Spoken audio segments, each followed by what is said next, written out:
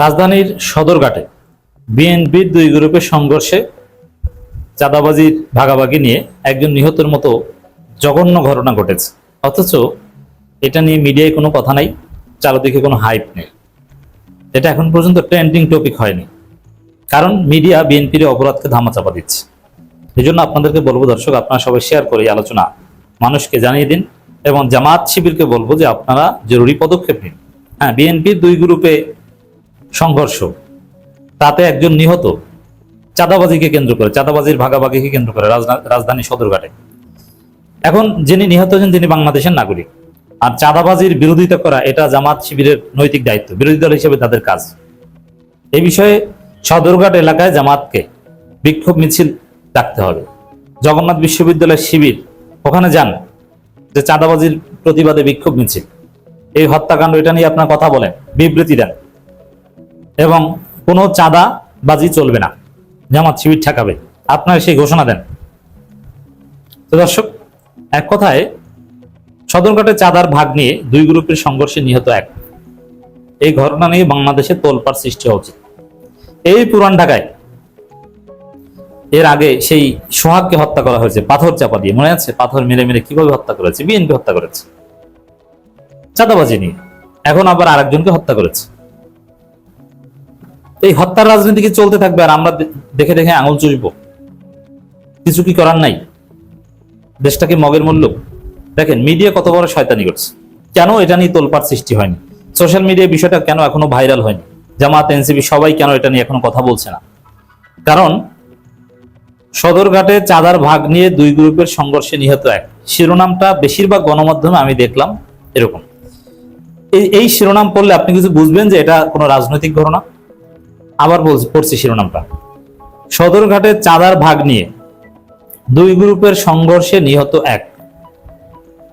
এখানে বিএনপি, স্বেচ্ছাসেবক দল এর কোনো নাম গন্ধ আছে? অথচ শিরোনামটা হওয়া দরকার এরকম, সদরঘাটে চাঁদার ভাগ নিয়ে বিএনপির দুই গ্রুপের সংঘর্ষে শ্রমিক দল কর্মী নিহত, বিএনপি কর্মী নিহত। এখানে বিএনপির নাম গন্ধ মিডিয়া আউট করেছে, এইভাবে শয়তানি করছে। কারণ মিডিয়াগুলো সব বিএনপি দখল করে নিয়েছে। জামাতের একটা বড় দুর্বলতা হচ্ছে তারা কোনো মিডিয়া করতে পারেনি, এবং যে মিডিয়া আছে সেটাও কার্যকর মিডিয়া নয়।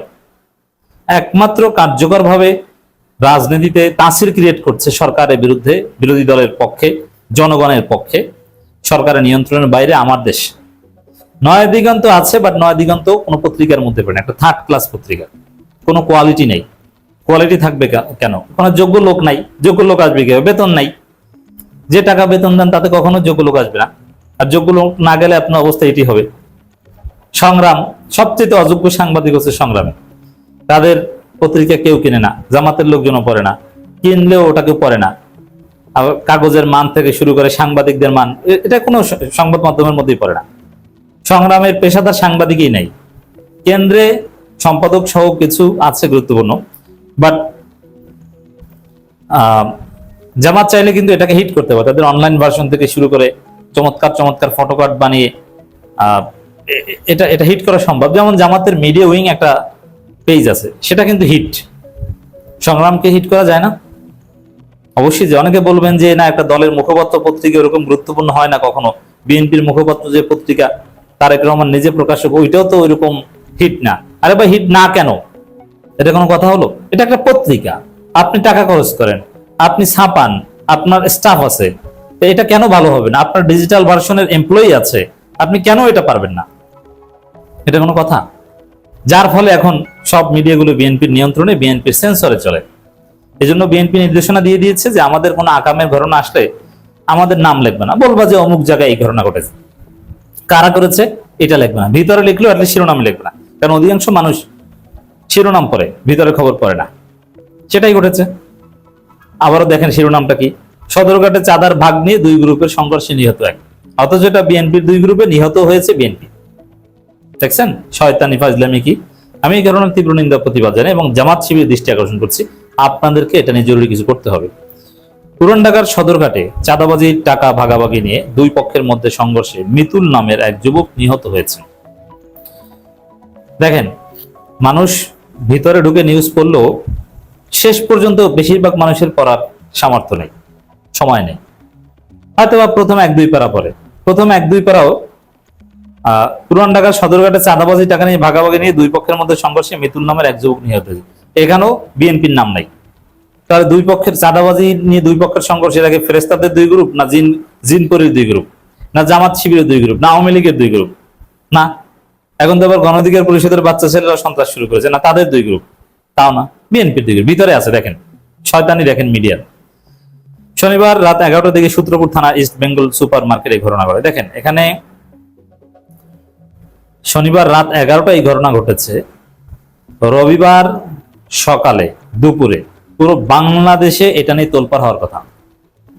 একজন যুবককে হত্যা করেছে চাঁদার ভাগাভাগি নিয়ে, অথচ চারিদিকে তেমন কোনো আলাপই নেই এই বিষয়ে। জামাত শিবিরের, এনসিপির কারো কাছে আমি এই বক্তব্য রেকর্ডকালীন সময়ে কারো কোনো বক্তব্য, কোনো ফেসবুক পোস্ট আমি দেখিনি।